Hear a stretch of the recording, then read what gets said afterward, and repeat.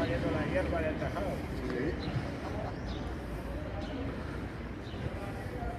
Bai. Bueno, zergatik ari garen konzentratzen 2020ko maiatzaren 25ean. Izan ere, enegarren aldiz oihukatu behar izan da gure ahotsa entzundarin. Adineko personen ahotsa. Errespeta gaizaten garena bezala premia material, fisiko eta mentalak dituzten personak.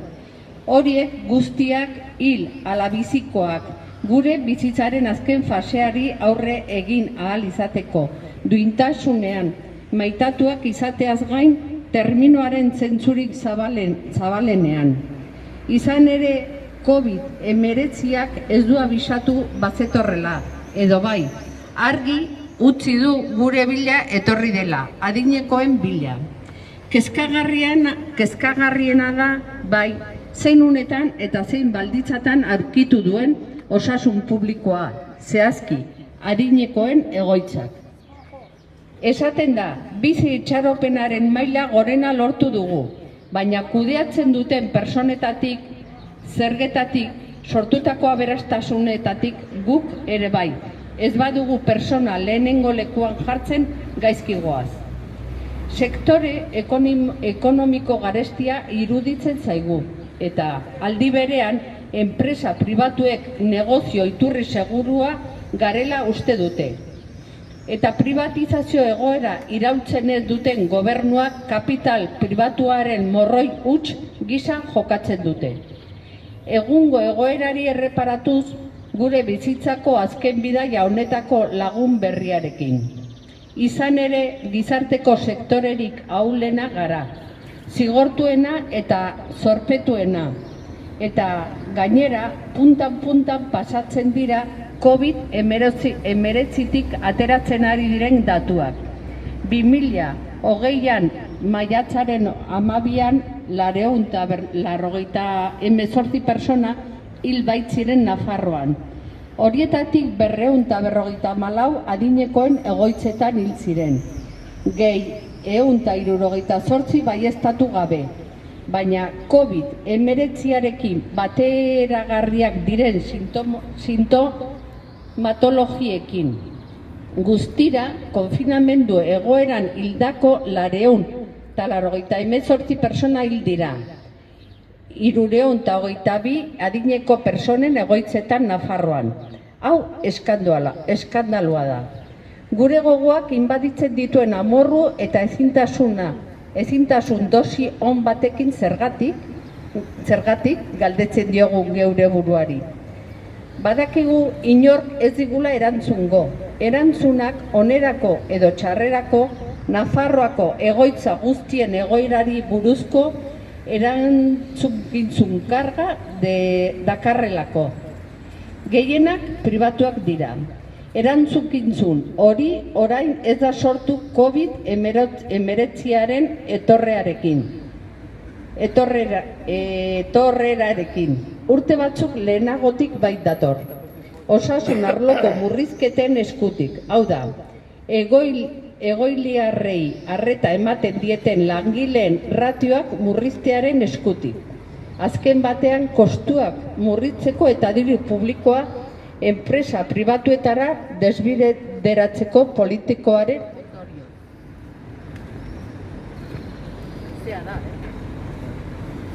hasieran esan dugun bezala, inoiz ezagutu dugun bizi itxaropenaren mailarik altuena lortu dugu. Baina horrek narriadura fisiko zein mentala dakar, eta alderdi materialean, fisikoan eta mentalean esaten dugun bezala hartatu behar da. Hori guztia persona batek behar duen maitasun eta maitasunarekin are gehiago mendekotasun handiagoko edo txikiagoko egora baten aurrean. Beraz, ez da onargarria. Aita Barandiaranen ratioak legez betetzen direla esan digutenean, baina menpekotasuna handitzen denez langile gehiago behar dira, baina ez dago dirurik.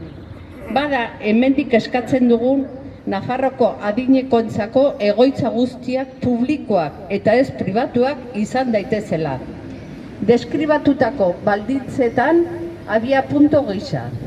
Azkenik, lau auzetara oihukatzen dugu. Hemen gaudela, geratzen garenok, ez garela joan informazioa egiazkoa eta gardena behar dugula Nafarroko adinekoen egoitzetan, publikoak eta pribatuak. Gertatzen ari denari buruz. Kalean egongo baikara, aberastasunaren banaketa bidezkoagoa izan arte. Azken batean esandako guztiagatik adineko guztiei zor zaien errespetua eskatzen diegu. Edozein menetasun egoeran daudela ere, gure bizitzako azken etapa hau duintasunez bizi dezagun. Ezin dugu gure mezua amaitu adinekoen egoitzetan lan egiten duten plantillaren gehienak emakumeak erreferentziarik gabe ara gure aintzatespena batzuetan ezinezko misio bihurtzen baita. Zifrak hemen jasoak ikaragarriak dira COVID-19ak hildako personak ezagutzen ez baditu ere. Senide eta hurbilekoen konsolamendurik eta azken agurrik gabe. Hemendik gure elkartasuna eta laguntza, hainkolpe gogorra gainditzeko laguntza gisa. Aurrera pensionistak, adinekoei zor zaien errespetua eskatzen dugu.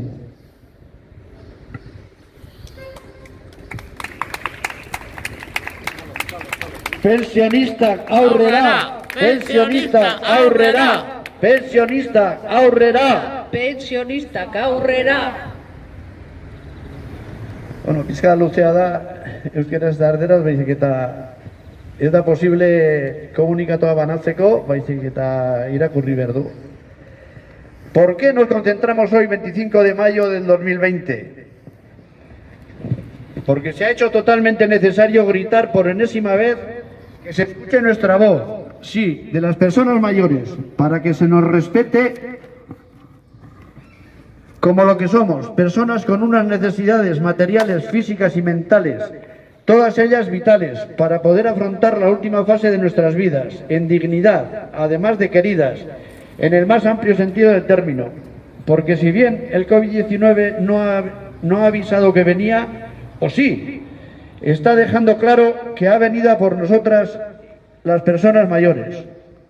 Lo preocupante de su llegada es en qué momento y en qué condiciones ha encontrado la sanidad pública, en concreto las residencias de mayores. Se dice que hemos logrado la cota más alta de esperanza de vida, pero si las personas que gestionan los impuestos, la riqueza generada por nosotras también, no ponen en primer lugar a las personas, mal vamos.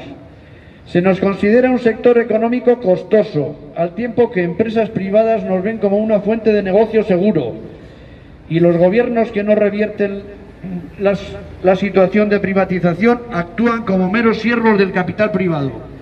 Centrándonos en la situación actual, con el nuevo compañero de este último viaje de nuestra vida, resulta que somos el sector más vulnerable de la sociedad, el más castigado y ninguneado, y para colmo se pasa de puntillas por los datos que están resultando del COVID-19, que a fecha 12 del 5 del 2020 habían fallecido en Navarra 498 personas, de las cuales 254 fallecidas en residencias de personas mayores, más 168 no confirmadas, pero con sintomatologías compatibles con el COVID-19.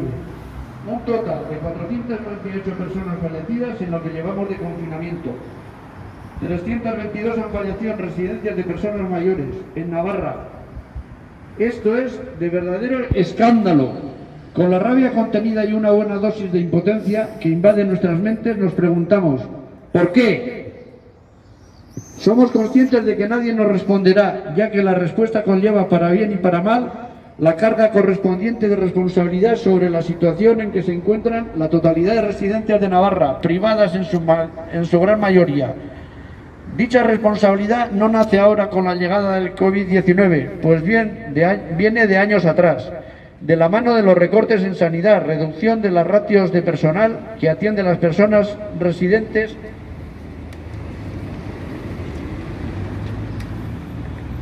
en definitiva, de la política de reducción de costos y desvío del dinero público a las empresas privadas.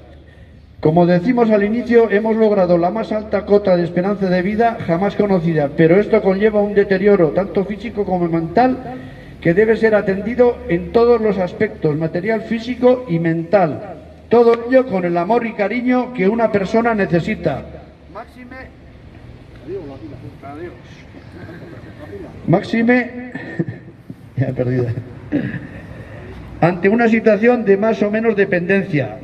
Por tanto, no es de recibo cuando se nos ha dicho que legalmente se cumplen las ratios en Aitabaran de Arán, pero al aumentar la dependencia se genera más necesidad de personal, pero no hay dinero.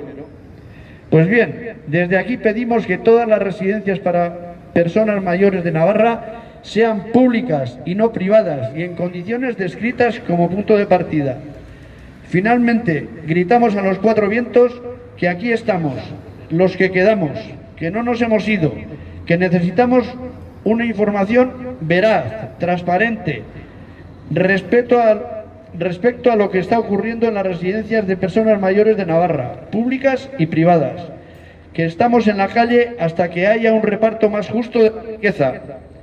En definitiva, por todo lo dicho, exigimos el respeto debido para todas las personas mayores, sea cual sea su estado de dependencia, para que esta nuestra última etapa de nuestras vidas la vivamos dignamente. No podemos acabar nuestro mensaje sin una referencia a las plantillas, mujeres en su gran mayoría, que tienen su trabajo en las residencias de personas mayores. Vaya nuestro reconocimiento que en ocasiones se convierte en misión imposible. Las cifras aquí recogidas son escalofriantes, aun desconociendo a las personas fallecidas por COVID-19 sin el consuelo y último adiós de sus familiares y allegados. Vaya desde aquí nuestra solidaridad y acompañamiento como ayuda para superar tan duro golpe. Pensionistas, ahorrará. Pensionistas, ahorrará. Pensionistas, ahorrará.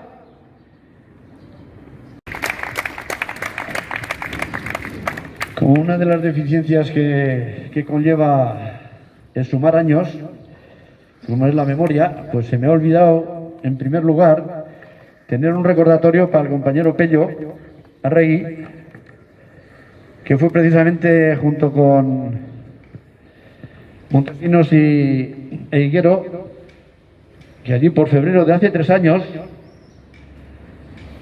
hicieron una convocatoria y bueno, pues a partir de entonces estamos aguantando contra viento y marea quienes estamos aquí.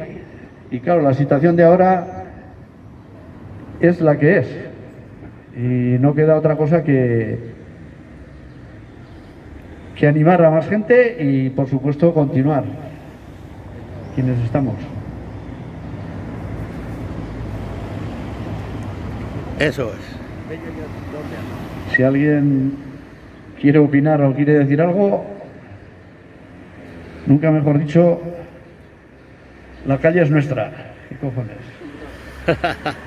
Y los micros también.